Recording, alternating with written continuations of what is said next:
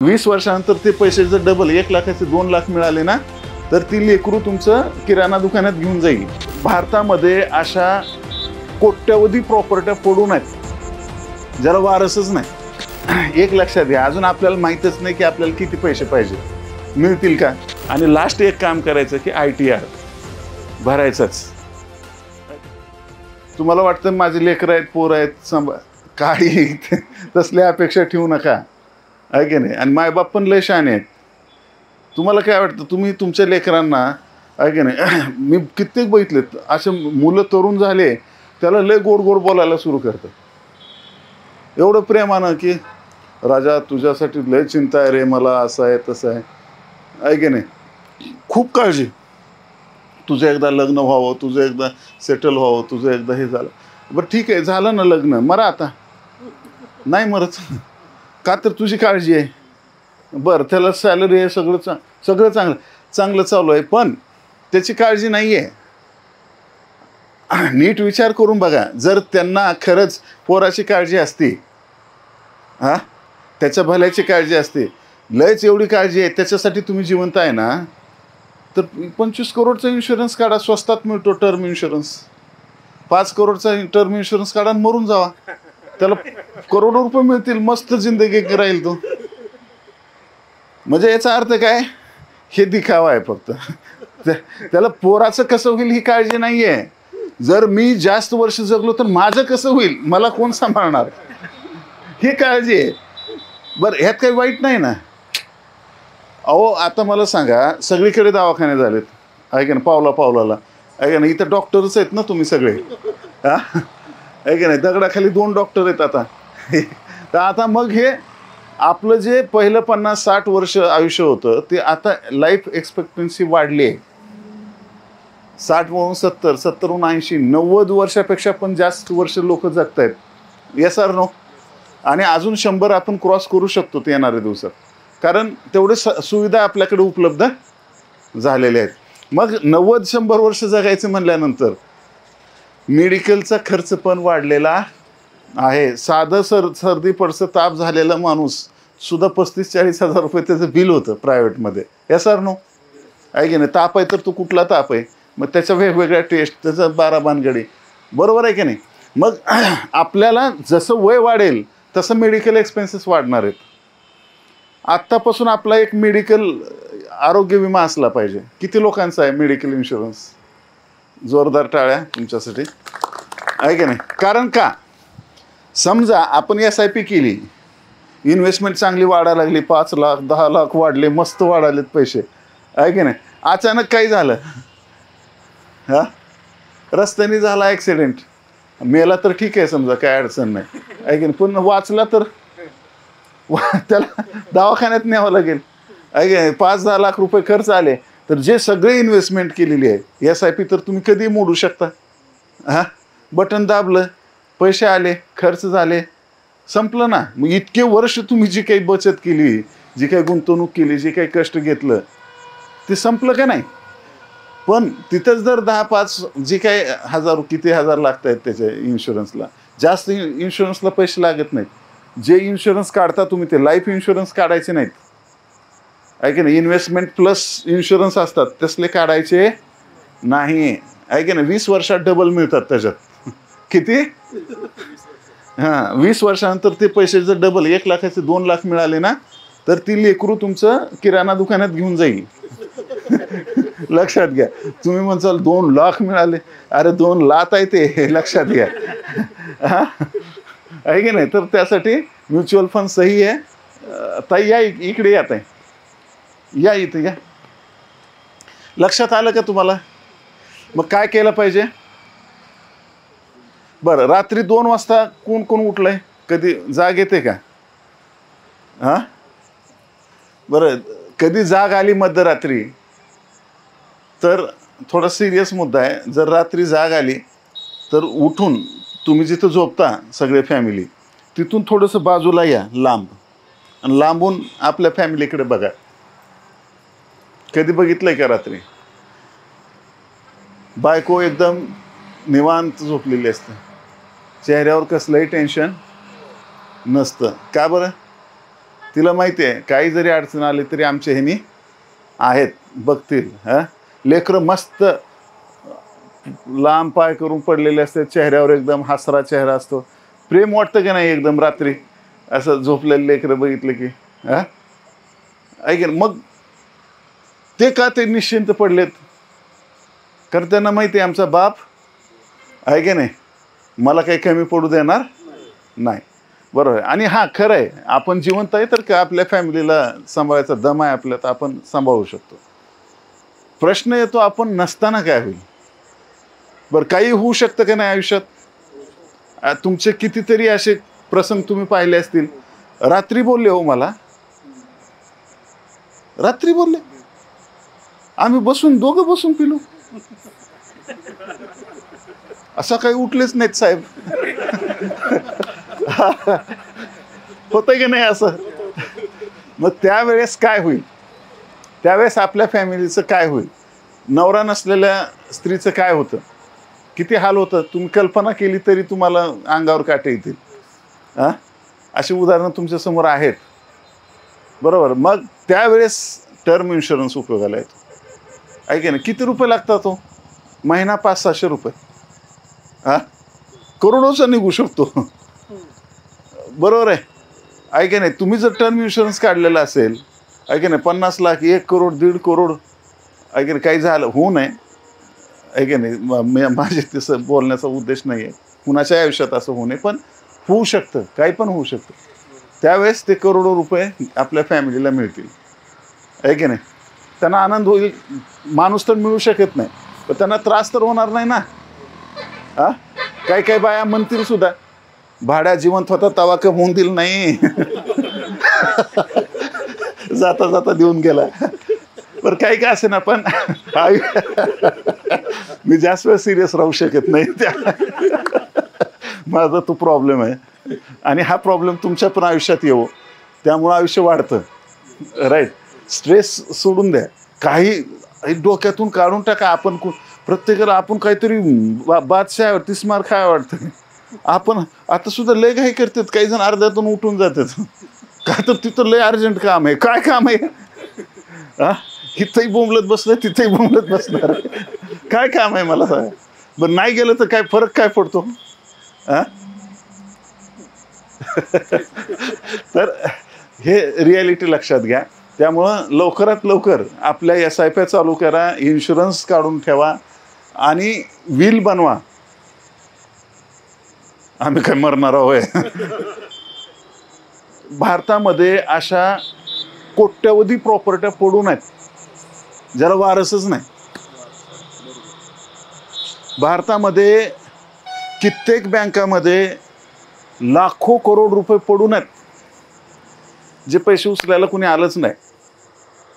गेल्या महिन्यात 17,000 करोड रुपये RBIला एका बँकेनं रिटर्न दिले, कारण त्याला वालीच नाही कुणी. हां, आहे की नाही? हे बेनं जन्मभर कमवत राहिलं, पण सांगितलंच नाही कुठं काय ठेवलंय. आता करायचं काय?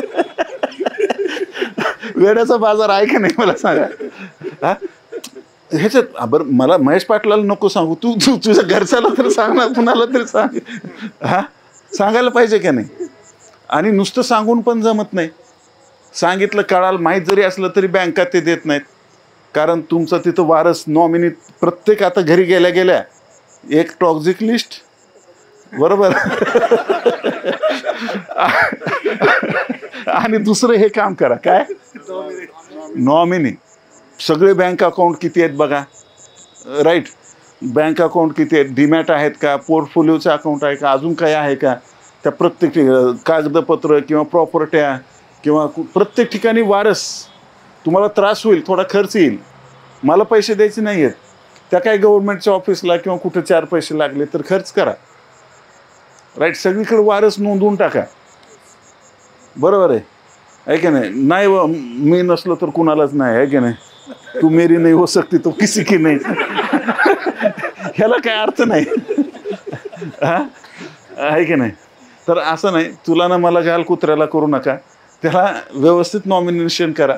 दुसरं विल बनवा. वकील काही थोडेफार पैसे घेतो. राईट. आहे का नाही? असं म्हणू नका की बाबा मी माझ्या मरायची तयारी चालू आहे बाबा. आहे की नाही? मरणार तर तुम्ही काय देव आहे का मला सांगा? मरणार आहे की नाही आज ना उद्या? ॲग्री करा ना. मरणाचा शोक नाही, मरणाचा आनंद केला पाहिजे आपण. चला एक एक दिवस, आहे की नाही? आणि बर्थडे करतात, डोंबल्याचे बर्थडे. आता बर्थडेला खर्च, SIP मोडून बर्थडे करतात.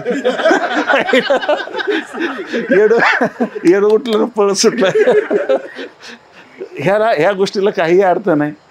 बर्थडे का करायचं? मला 1 वर्ष कमी झालंय यार तुझ्या आयुष्यातलं. तू रडत बसला पाहिजेस एक दिवस तरी. ते बर्थडे करतं आणि फुल पिऊन त्याचा दुसरा दिवस त्याच्या आयुष्यातून कट होतो. ते तिसऱ्या दिवशी उठतं. काय फालतूगिरी आहे. तर खरं आहे की नाही? असे कित्येक जण आहेत, आहे की नाही? 31ला गोव्याला गेलेले असतात. ते 3 जानेवारीला येतात. ती 1 जानेवारी लिहितं त्या डायरीवर. अबे 3 जानेवारी तू 2 दिवस उठलाच नाही. तर हसायचा विषय वेगळा ठेवा, पण सिरियसली आपल्याला हे करावं लागेल. आणि लास्ट एक काम करायचं की ITR भरायचाच, आहे की नाही? मला कुठं तेवढा इन्कम आहे, मी दळबद्री माणूस आहे असलं मला इन्कम असो नसो नुसतं फाईल करत राहायचं. राईट? 1000-1200-1500 रुपये CA घेतो म्हणून टाळतात लोक, आहे की नाही? तसं करायचं नाही. तुमचं खूप मोठं रेकॉर्ड तयार होतं. त्याच्यामुळं उद्या बँकांचे लोन्स असतील किंवा अजून सपोर्ट असेल, परदेशात जाणं असेल, 1000 प्रकारच्या ऑपॉर्च्युनिटी आहेत त्या. हे कुणीही सांगत नाही, लक्षात घ्या. आणि हे मी काय सांगावलं? कारण मी स्वतः भोगलेलं आहे. बरोबर आहे? जसं जळतं त्याला कळतं, बरोबर आहे? पण ही भावना असली पाहिजे. आमची 4 पिलर सिस्टम आहे. तन मन धन जन. म्हणजे तन म्हणजे अगोदर आपलं शरीर मजबूत असलं पाहिजे, त्याच्यासाठी आम्ही काम करतो. मन म्हणजे आपलं माइंड मजबूत असलं पाहिजे. मेडिटेशन असो, प्राणायाम असतो, आम्ही सगळं शिकवतो, बरोबर आहे? धन म्हणजे पैसे पण कमवले पाहिजे. नाही, मी पैशाच्या मागं लागलेलो नाही. पैसा तेवढं काय महत्त्वाचं नाही, माणुसकी महत्त्वाची. माणुसकी काय चाटायची ऐन वेळेला? ऐन वेळेला दवाखान्यात तू माणुसकी दाखवणार का? डॉक्टरला सर हे का साहेब माझी लय माणुसकी आहे, चाटा.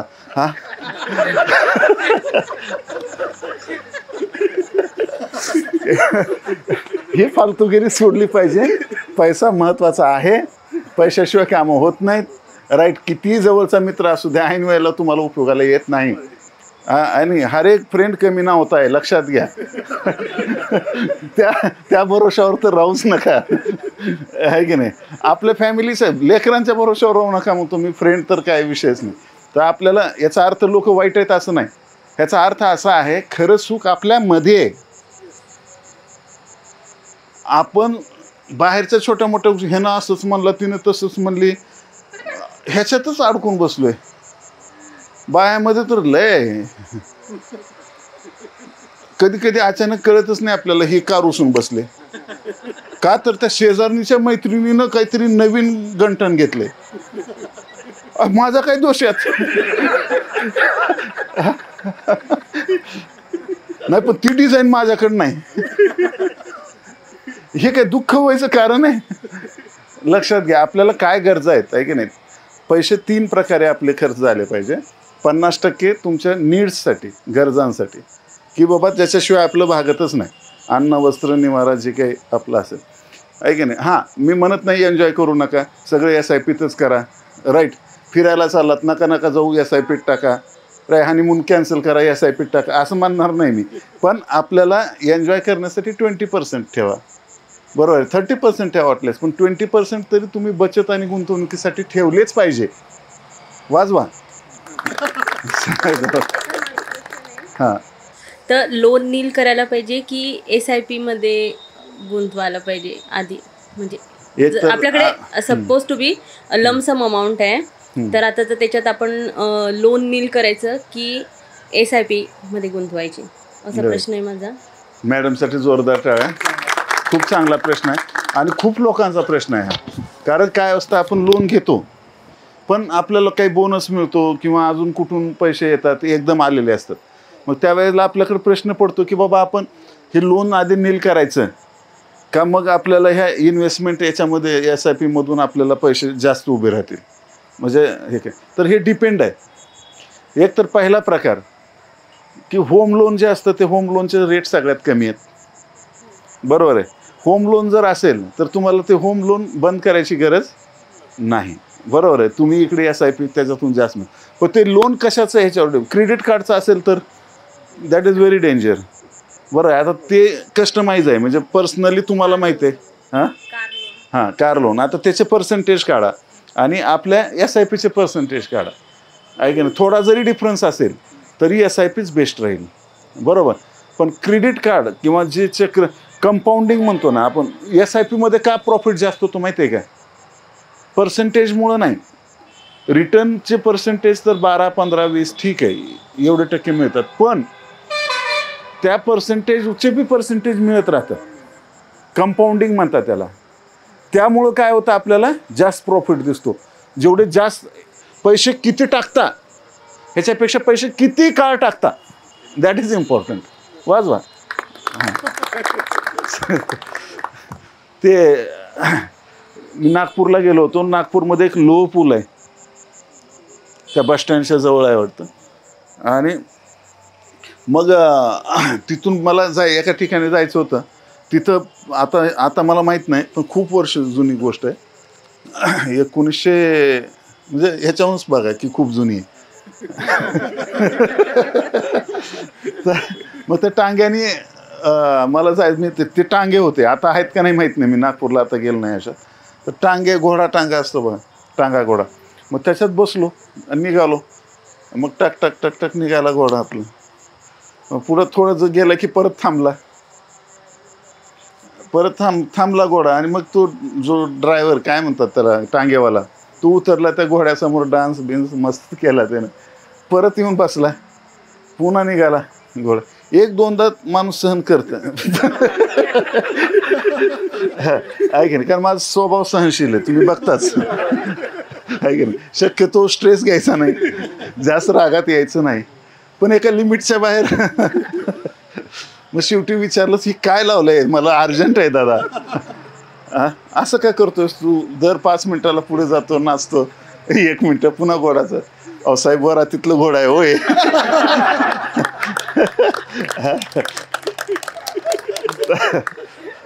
तर तसा प्रकार माझा आहे, हे वरातीतलं घोडा आहे. त्यामुळं थोडं बोलणार, थोडं वाजवावं लागतंय, मग पुन्हा थोडं काहीतरी सांगणार, मग पुन्हा वाजवलं की पुन्हा जोश येतो, आहे की नाही. भगवंत सुद्धा भक्तीचा भुकेला आहे, आपण तर चिल्लर लोक, बरोबर. आता हे झालं. मग आता फायनल प्लॅन काय आपला?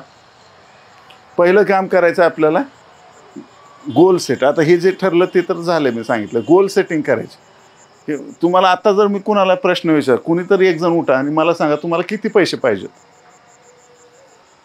साहेब सांगा, हां, किती पैसे पाहिजेत तुम्हाला? तुम्हाला कधी, ते पण सांगा. आत्ता पाहिजे असले आत्ता सांगा, 10 वर्षांनी पाहिजे, किती पाहिजेत? म्हणजे ड्रीम, तुमचं स्वप्न काय बॉ, मला what is price of your dream? प्रश्न कळाला ना? तुमच्या स्वप्नाची किंमत काय? है कोई माई का लाल, नीला, काला, पिला? एक लक्षात घ्या, अजून आपल्याला माहीतच नाही की आपल्याला किती पैसे पाहिजेत, मिळतील का. देवाकडे फक्त एकच शब्द आहे, तथास्तु. तुम्ही जे म्हणाल ते तथास्तु होणार आहे. तुम्हाला वाटलं अरे ह्या बेण्याचं ऐकत बसलो तर उद्या ऑफिसला उशीर होईल आणि साहेब शिव्या देईल, 100% देईल, तथास्तु.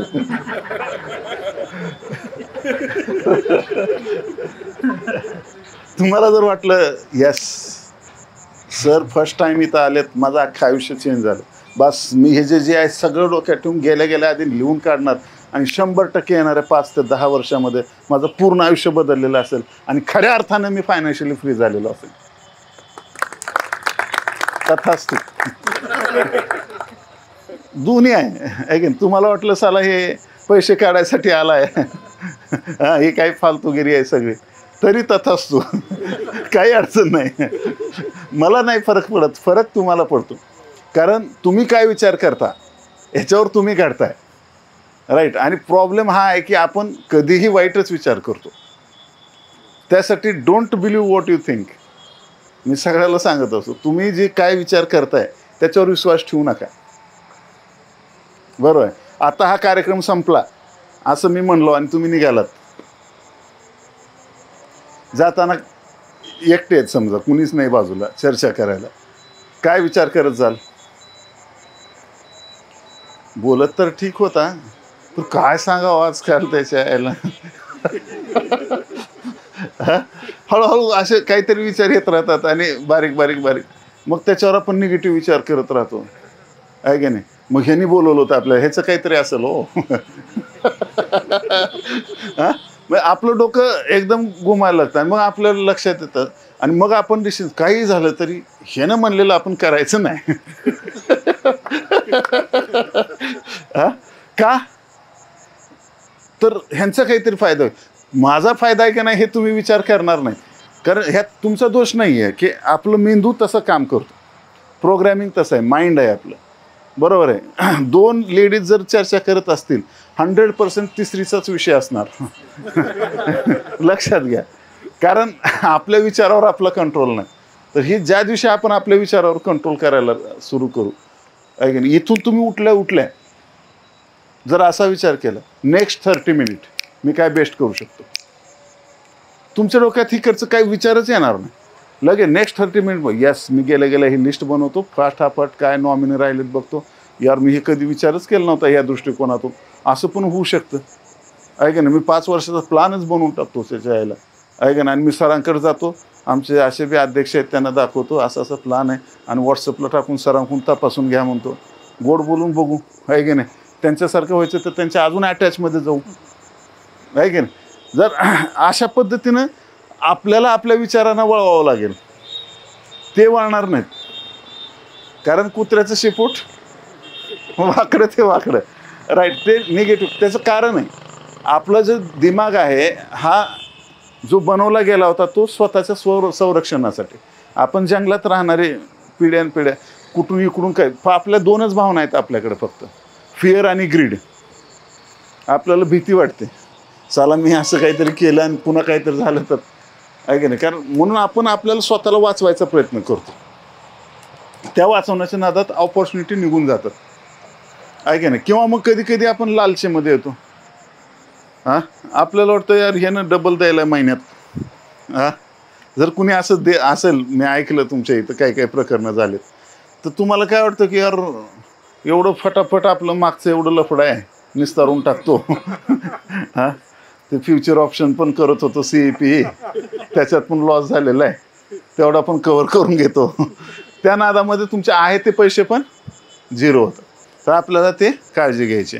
तर याच्यामध्ये तुम्हाला स्वतःला डिसिजन घ्यावे लागतील. तुमचं इन्कमिंग किती आहे, तुमचं आउटगोईंग किती आहे, किती बजेटिंग व्हायला आहे, खर्च किती आहे, नीड्स किती आहेत, तुमच्या वॉन्ट्स काय आहेत, राईट? तुम्हाला बचत किती आत्ता करू शकताय, किती करत आहात, किती वाढवू शकताय, फालतू खर्च कुठं व्हायला आहे, राईट? तो फालतू खर्च वाचवून कसा मी अजून बचत करेन, त्या बचतीतून मी कसं इन्व्हेस्टमेंट अजून वाढवू शकतो, राईट? आणि अशा पद्धतीनं ॲग्रेसिव्ह इन्व्हेस्टमेंट मी कसं करू शकतो, राईट? अशा पद्धतीनं तुम्हाला प्लॅनिंग करावं लागेल. आणि प्लॅनिंग मग तो कुठला फंड निवडायचा, काय करायचं, नेमकं कसं करायचं, आता मला अचानक बोनस आला काय करू मी, ते कुठं टाकू, राईट? अशा 1000 प्रकारचे प्रश्न आपले असू शकतात. त्याला म्हणायचं पर्सनल फायनान्शियल प्लॅनिंग. त्याला काय म्हणायचं? Personal financial planning. तर हे पर्सनल फायनान्शियल प्लॅनिंग पर्सनल असतं, हे सगळ्यांसाठी सेम नाही आहे. हे सगळ्यांसाठी सेम नाही आहे. साहेबांचं वेगळं आहे, साहेबांचं वेगळं आहे, त्यांचं वेगळं आहे, तुमचं वेगळं आहे, तुमचं वेगळं आहे. सगळं ओव्हरऑल प्लॅनिंग करणं म्हणजे पर्सनल फायनान्शियल प्लॅनिंग. त्याच्यातून तुम्हाला काही शॉकिंग गोष्टी कळतील. 30 पानाचा रिपोर्ट असतो. आम्ही सॉफ्टवेअर बनवलेले आहेत, आमची टीम आहे पर्सनल फायनान्शियल प्लॅनिंग करून देणारी. आणि याचा खर्च जर आपण परदेशात बघायला गेलं तर 20,000 25,000 महिन्याला घेतात, बरोबर आहे? म्हणजे वर्षाचा म्हणजे हजारो लाखो रुपये ह्याच्यावर पर्सनल फायनान्स प्लॅनिंगवर खर्च करतात. श्रीमंत लोक तर त्यापेक्षा पण जास्त खर्च करतात, बरोबर आहे? मग तुम्हाला तेवढा खर्च करायचा आहे का? तर तुम्हाला खर्च तेवढा करायची गरज नाही. मी तर सगळं फ्रीच ठेवलं होतं, परंतु फ्री ठेवल्यावर आमच्या टीम ते फॉर्म भरतात लोक, पुन्हा फोनच उचलत नाहीत. हां, आयला हे पिढा अजून आली का म्हणणार. बरोबर आहे की नाही? म्हणून आमच्या टीमने आयडिया काढली की काहीतरी फीस ठेवली पाहिजे यांना. म्हणजे काय होईल, माझे पैसे गेले तर असं कसं करत नाही माझं प्लॅनिंग. म्हणून ते स्वतःहून मागं लागून करून घेतील. म्हणून मग आम्ही त्याला फीस ठेवले 999 रुपये. किती ठेवले? 999. पण तुम्ही तुमच्या चेहऱ्यावरून थोडं सिरियस दिसताय, म्हणजे खरंच आहे की नाही, शिकलेले आहेत, सवरलेले आहेत, तुम्हाला खरंच हे करून घ्यायचं आहे आणि स्टेप बाय स्टेप पुढे जायचं आहे, राईट. तर तुम्ही कितीही भरा, त्याचं काही अडचण नाही, पण काही ना काही पैसे भरले पाहिजे, त्याशिवाय आपल्याला त्याचं महत्त्व पण वाटणार नाही. तर मी टीमला विनंती करतो की ते लिंक द्या आणि टायमिंग तुम्हाला साधारण अर्धा ते 1 तास तुम्हाला कोणता वेळ तुम्ही फ्री देऊ शकता. त्या मग दुसरं डिस्टर्बन्स नाही, आहे की नाही. बायकोला साडी आणायला जायचं आहे, मॉलला पिक्चर लागला आहे, असलं नाही चालणं. तुमचा जो 1 तास फ्री आहे किंवा साहेब बोंबलालेत, तर तो 1 तास तुम्ही ते आता तुम्हाला लिंक येईल, त्याच्यात जाऊन कॅलेंडर येईल तुम्हाला. तुम्ही सिलेक्ट कराल त्या वेळेला तुम्हाला कॉल येईल. बरोबर आहे? चालेल आहे की नाही? तुम्ही पण आम्हाला डिस्टर्ब करायचं नाही, आम्ही पण तुम्हाला करणार नाही. तुमचा फ्री वेळ कोणता आहे तोच निवडा त्याच्यात, आणि तुम्हाला जे काय असेल ते आहे की नाही, पेमेंट काहीतरी भरावं लागेल. बरोबर आहे. तुम्ही आमचं काम तुम्हाला आवडलं, खूप छान वाटलं, तुम्ही 1 लाख पण भरू शकता. त्याच्यात काही म्हणजे त्याच्यात अडचण नाही. मी 2 कोटी रुपये दिले त्या कामाला. बरोबर आहे. आम्ही चावडीसाठी पर्सनल कारण जे तुम्हाला म्हणलं की फायनान्शियल फ्रीडम ह्यासाठी नाही आहे की बिनकामी बोंबलत फिरायचं आहे. फायनान्शियल फ्रीडम म्हणजे आपल्याला पैशासाठी काम करायची गरज नाही. मला जे आवडतं ते मी करू शकतो. मला लोकांना बोलायला आवडतं, लोकात मिसळायला आवडतं, मदत करायला आवडतं. म्हणून आमचं 4th पिलर काय? तन मन धन जन. जन म्हणजे हेल्पिंग ऑदर. जेव्हा तुमचं धन पायरी कंप्लीट होते, तुम्ही सुद्धा हेल्पिंग ऑदर केलं पाहिजे. जे तुम्हाला माहिती आहे ते तुम्ही लोकांपर्यंत पोचवलं पाहिजे, आणि त्याचा फायदाच होतो, नुकसान होत नाही. लोकांचा फायदा केल्यानं तुमचं नुकसान कधीही होत नाही. नमस्कार. फायनान्शियली सरांनी जो सांगितलं की म्युच्युअल फंड्स, म्हणजे सरांनी जे सांगितलं की हे 4 प्रकार आहेत, मला ते आत्ता कळलं आहे की म्युच्युअल फंड्स म्हणजे नेमकं काय असतं. तर मी पर्सनली सर, मी बऱ्यापैकी फायनान्शियली जे याच्यात आहे ना, तो इलिटरेट पर्सन आहे. आता बेसिक याच्यातले बरेच लोकांना शेअर मार्केट, पण मी एकही अजूनपर्यंत शेअर मार्केटचा व्हिडिओ पाहिलेला नाही. मला त्याचं आमिष पण नाही की माझा पैसा लगेच उद्या डबल होऊन जायला पाहिजे, किंवा मी याला या व्याजाने देऊ त्या व्याजाने देऊ, असं काही नाही. पण मग मी माझा पैसा प्लॅन नाही करू शकत की माझ्याकडे जे सोर्स आहेत, सोनं घेणं, जमिनीत पैसा अडकवणं, किंवा या फंड्सकडे नाही गेलो आहे मी की मला. आता तुम्ही सांगतात की ज्याला माहिती आहे त्या याच्यात करायचं. आता आम्ही सगळे डॉक्टर्स आहेत, आमचे मेन फील्ड पेशंट आणि आमचं हेच आहे. तर आम्ही त्याच्यातले तज्ज्ञ नाही आहेत. आम्ही असेच ओळखीने, जे तुम्ही म्हणतात या मित्राने असं केलं, त्या मित्राने तसं केलं. आता मी त्या शशीला तेच विचारत होतो, हो हा म्युच्युअल फंड SIP आपण म्हणतोय की बुवा आपल्या बँक खात्याची लिंक, पण हे ओपन कसं करायचं रे म्हटलं. माझं नाही आहे ते अजून. तर हे बऱ्यापैकी काही प्रश्न आहेत की जे मला आहेत, पण तुमच्याकडून मला एक कळलं आहे की म्युच्युअल फंड्स हे चांगले आहेत. याबद्दल माझं प्रामाणिकपणे चांगलं मत आहे की ते 100% चांगले आहेत. फक्त ते कसे करायचे हे पुढे आता तुमच्याकडे कसं अटॅच व्हायचं ते बघू आता परत. ग्रेट. प्रश्न माझा असा आहे की विच इज बेटर ऑप्शन, की PPF इज बेटर और SIP बेटर की शेअर मार्केट. म्हणजे शेअर मार्केट विचारणार नव्हते मी, पण आता एवढं सगळ्यांनी शेअर मार्केटिंगबद्दल सांगितलं तर ते सुद्धा मी एक ॲड केलं की PPF आणि SIP मध्ये काय फरक आहे. कारण माझे फ्रेंड्स मी त्यांचं खूप डोकं खात राहते ऑल टाईम. तर ते मला गाईड करतात, पण तरी मी तुमच्याकडनं ऐकायला आवडेल मला की व्हॉट इज डिफरन्स आणि काय बेटर ऑप्शन आहे. इन्व्हेस्टमेंटचे भरपूर प्रकार आहेत, बरोबर. आता PPF GPF जो प्रकार असतो हा गव्हर्नमेंट सर्वंट्सना जनरली आहे, राईट. PPFमध्ये आपली जी अमाऊंट आहे याला एक फिक्स व्याज मिळतं, बरोबर, आणि ती अमाऊंट आपण गव्हर्नमेंटकडे जमा करतो किंवा ॲटो डेबिट होते, जसं SIPत होते. ती अमाऊंट आपण काही काळ काढू शकत नाही, त्याला लिमिट आहे. पण SIP आपण कधीही काढू शकतो. SIPला कसलंही बंधन नाही लिक्विडिटीसाठी. त्याला विशिष्ट पहिले तर 15 वर्ष वगैरे होतं, पण आता काही PPF 5 वर्ष 10 वर्ष असं आहे. तर तितके वर्ष तुम्ही त्याला पैसे काढू शकत नाही, कसलीही तुमची अडचण आली तरी. दुसरी गोष्ट, त्याचं व्याज फिक्स आहे. जे काही गव्हर्नमेंट ठरवतं दर वर्षाला, PPFचं व्याज फिक्स आहे किंवा GPFचं पण व्याज फिक्स आहे. पण SIPचं जे आहे ते हे मार्केट ओरिएंटेड आहे. किंवा तुम्ही कुठला म्युच्युअल SIP कुठली निवडली आहे की नाही, त्याच्यात मी मग असे प्रकार सांगितले की SIPचे प्रकार कुठले कुठले आहेत. एक इक्विटी लिंक्ड, हां हां, डेप्ट फंड. तर आता इक्विटी फंड, डेप्ट फंड आणि हायब्रिड फंड असं 3 म्हणू सोपं, बरोबर आहे. इक्विटी फंड म्हणजे ज्याच्यात 65% जास्त पैसा शेअर मार्केटमध्ये टाकला जातो, स्टॉक मार्केटमध्ये, बरोबर. आणि डेप्ट फंड म्हणजे 65% जास्त पैसा डेप्टमध्ये टाकला जातो, म्हणजे लोन दिलं जातं. गव्हर्नमेंटला आपण लोन देऊ शकतो किंवा कंपन्यांना आपण लोन देतो. मग ते जे आहे डेप्ट, याचा अर्थ काय, फिक्स पर्सेंटेज, जे काय 8-9 जेवढं काही पर्सेंट असेल, 10 आहे की नाही, 7% 10-12%, 10% शक्यतो, त्यापेक्षा जास्त जात नाही फिक्सवाला. आणि इक्विटी जे आहे, इक्विटी म्युच्युअल फंडमध्ये 65% जास्त असू शकतं. आणि हायब्रिड जे फंड आहेत ते 50-50 आहेत, म्हणजे डेप्ट पण आहे आणि इक्विटी पण आहे. आणि मल्टी ॲसेट फंड म्हणून एक असतात, त्याच्यामध्ये 4ही पण असतं, म्हणजे डेप्ट पण आहे, इक्विटी पण आहे, गोल्ड पण आहे आणि रिअल इस्टेट पण आहे. आता याच्यामध्ये काय असतं की मार्केटच्या सायकल असतात.